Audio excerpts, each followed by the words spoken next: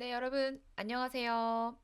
오늘 영상은 빅데이터 분석 기사 실기 작업형 3 유형의 최신 기출을 분석해보는 영상입니다.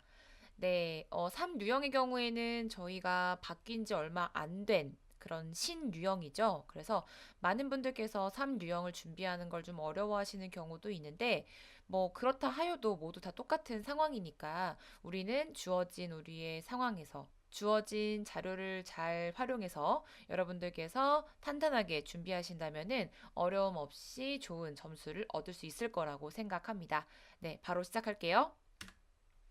자, 우선 문제 형태랑 배점을 볼게요. 문제는 크게 1, 2, 크게 대문제로 두 가지가 있다고 보실 수가 있습니다. 그래서 크게 1번, 2번 두 개 문제가 있고요. 각 문제별로 소문제가 하나, 둘, 세 개 있어요. 그래서 각각 5점씩 해서 15점, 각각 5점씩 해서 15점 해서 두 개의 문제를 다 맞췄을 땐 30점이 주어진다라고 볼 수 있어요. 저희가 뭐 오늘은 지금 3유형을 말하고 있지만 1유형과 2유형도 이미 여러분들께서 아실 거라서 대충 말씀드리자면은 1유형, 2유형, 3유형이 있는데 1유형은 30점, 2유형은 40점, 3유형은 30점 해가지고 100점 만점에서 60점을 넘으면 합격인 거잖아요. 그랬을 때 3번은 이런 식으로 큰 두 문제에서 소문제들이 들어있더라 라고 보시면 되고 1유형은 10점씩 3개의 문제로 주어진다 라고 보시면 될 것 같습니다. 그래서 대부분의 3유형에 대해서는 어, 통계적으로 분석을 해보는 이러한 내용이 주를 이룬다 라고 볼 수가 있어요. 그래서 내용 확인해 볼게요. 시험의 출제 기관인 K데이터, 한국데이터산업진흥원에 들어가면 샘플 문제가 공유가 되어 있는데 3유형을 보시면 지금 저희가 볼 수 있는 데이터는 타이타닉 데이터입니다. 자, 타이타닉 데이터는 워낙 많이 봤기 때문에 익숙하신 분들 많으실 거예요. 중요한 건 타이타닉 데이터가 아니라 여기에서 어떤 걸 물어보고 있는지 이 문제에 대한 부분이죠. 이게 문제. 제가 아까 크게 대문제로 하나가 있고 이 안에 소문제로 하나, 둘, 세 개가 들어있다고 말씀드렸잖아요. 그러니까 여기에 있는 요 문제가 어떻게 보면은 전체 큰 하나의 문제인 건데 이 안에 하나, 둘, 세 개의 소문제가 들어있고 각각 5점씩이더라 라고 볼 수가 있습니다. 그리고 또 주의하실 점은 아래에 제출 형식이라고 되어 있는 이런 부분 있잖아요. 이 부분이 중요한 거예요.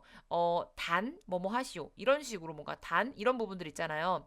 어떤 식으로 제출해야 되는 건지 소수점 네 자리에서 해가지고 반올림 해가지고 세제 자리까지만 한다. 그럼 거기에 맞게끔 저희가 반올림을 한 상태로 확인을 해서 거기에 대한 내용을 답안 제출 형식에다가 적어서 제출을 해주셔야 완성이다라고 볼 수 있어요. 예를 들면 만약에 뭐 0.7877 이렇게 나왔다라고 한다면 이 아이를 우리가 반올림해서 네 번째에서 반올림 해가지고 세 번째 자리까지 표시하는 거니까 라운드 함수 쓰면 되겠죠? 그럼 0.788인 상태로 여기다가 적어 주셔야 된다라는 겁니다.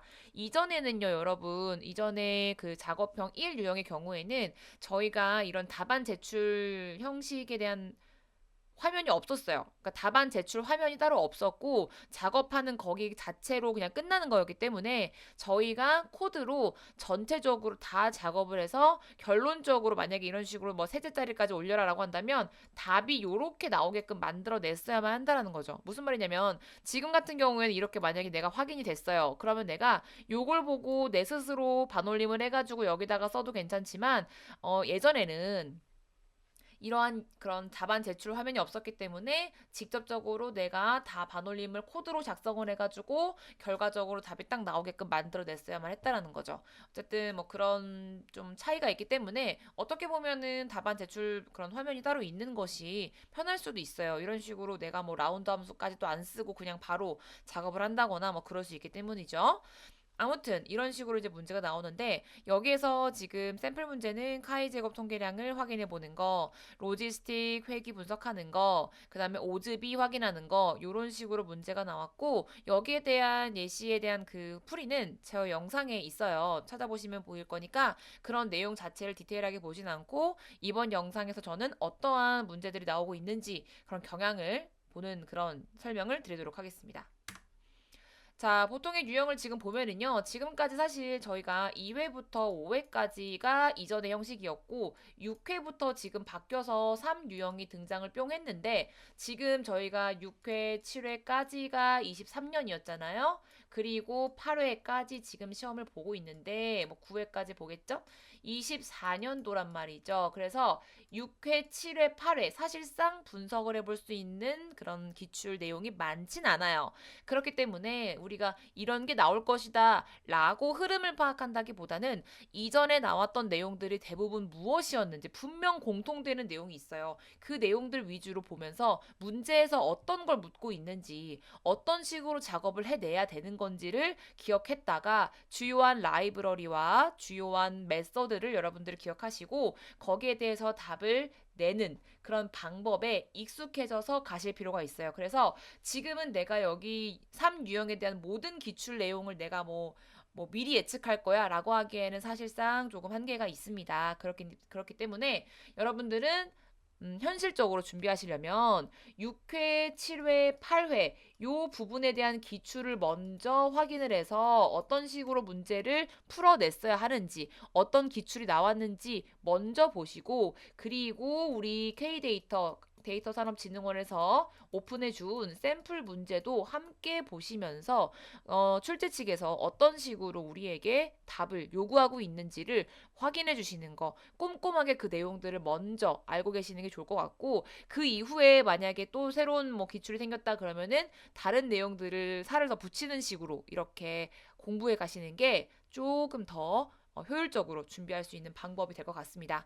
자, 중요한 부분들은 일단 이거예요. 제가 순서대로 어떻게 보다 보니까 써게 됐는데, 카이 제곱 검정 정말 너무너무너무 중요하고요. 이거는 뭐 준비 안 해가시면 진짜로 좀 너무 무모해요. 그래서 이것은 반드시 준비할 수 있도록 하시고 이 안에서 준비하는 내용들, 그러니까 묻고 있는 내용들은 대부분 뭐 통계량이 얼마냐, 피밸류가 얼마냐, 그 피밸류 바탕으로 가설을 채택하냐 마냐 뭐 이런 거 위주로 보고 있다라는 거 알고 계시면 될 것 같습니다. 그 다음에 이제 회귀 분석인데 그 이제 회귀 분석에서도 뭐 선형회귀냐, 로지스틱이냐에서 대부분 많이 나오고 있습니다. 그래서 여기서는 회귀 개수가 얼마인지, 실내 구간이 어떻게 되는 건지, 잔차 이탈도가 어떤지, 오즈비가 얼마인지 이런 것들을 물어보고 있어요.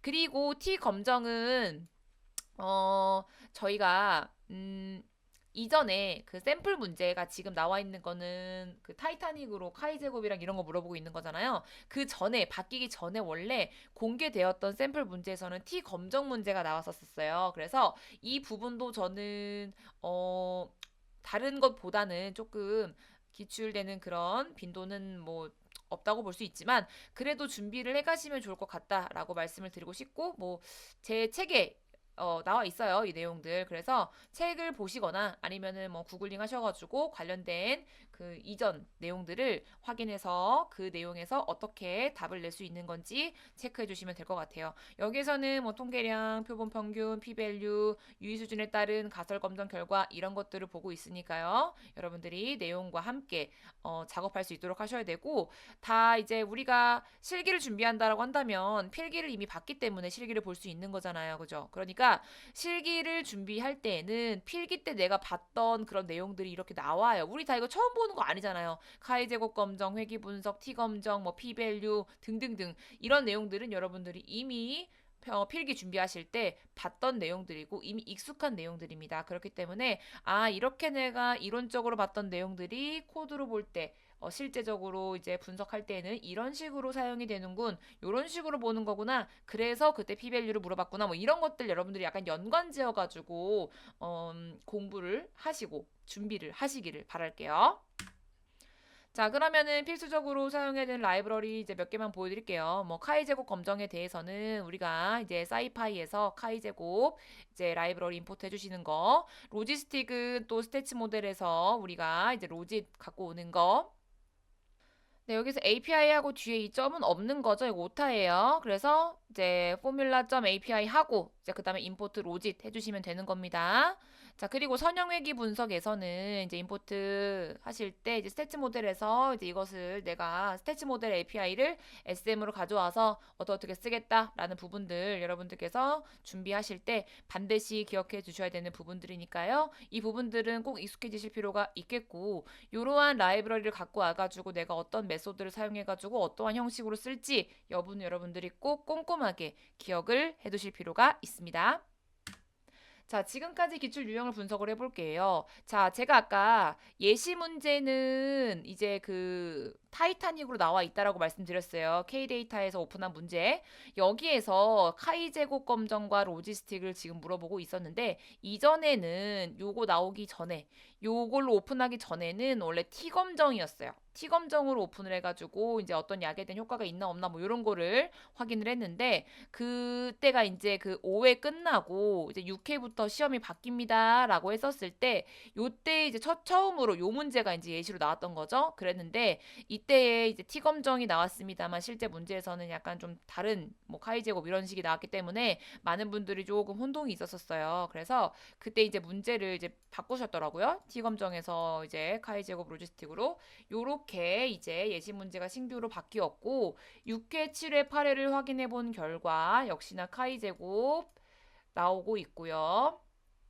그 다음에 다중선형 나오고 있고 제가 아까 카이 제곱, 회귀, 그 다음에 T 이렇게 나온다고 했잖아요. 카이 제곱 나오고 선형, 그 다음에 선형, 로지스틱, 선형. 자, 이런 식으로 나오고 있기 때문에 대충 저희가 어느 정도로 봐야 되는지가 보일 거예요. 근데 뭐 카이 제곱 검정을 한다 하더라도 우리가 모든 것들을 다 이렇게 확인해서 미리 다 준비하고 하기에는 어려우니까 기출문제 위주로 여러분들이 키워드가 무엇이었는지 어떤 식의 문제를 묻고 있었는지 그 문제를 물을 땐 나는 어떤 형태로 코드를 써야 되는 건지 여러분들께서 작업을 할 수 있는 준비를 해가시는 게 중요하다라고 말씀을 드리고 싶어요. 그래서 늘 말씀을 드리지만 우리는 선택과 집중을 해야 하지만 그렇다고 너무나도 좁게 준비를 하는 것은 위험할 수 있으니 어느 정도 나왔던 범위 부분에 대해서는 여러분들이 감안을 하면서 준비를 해두실 필요가 있다라는 겁니다. 그게 바로 제가 말씀드렸던 카이 제곱, 로지스틱, 뭐 회귀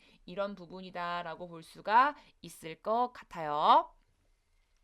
네, 그리고 제가 뭐 예시 문제에 대한 부분 실습할 때 말씀드렸던 거, 신규로 문제 바뀐 거 어떻게 풀어야 되는 건지 이런 부분들 제가 다른 영상에 설명 올려드린 거 있으니까요. 문제풀이 하는 거, 내용 디테일하게 보고 싶으신 분들은 그 영상들 참고해서 보시면 도움이 될 것 같습니다.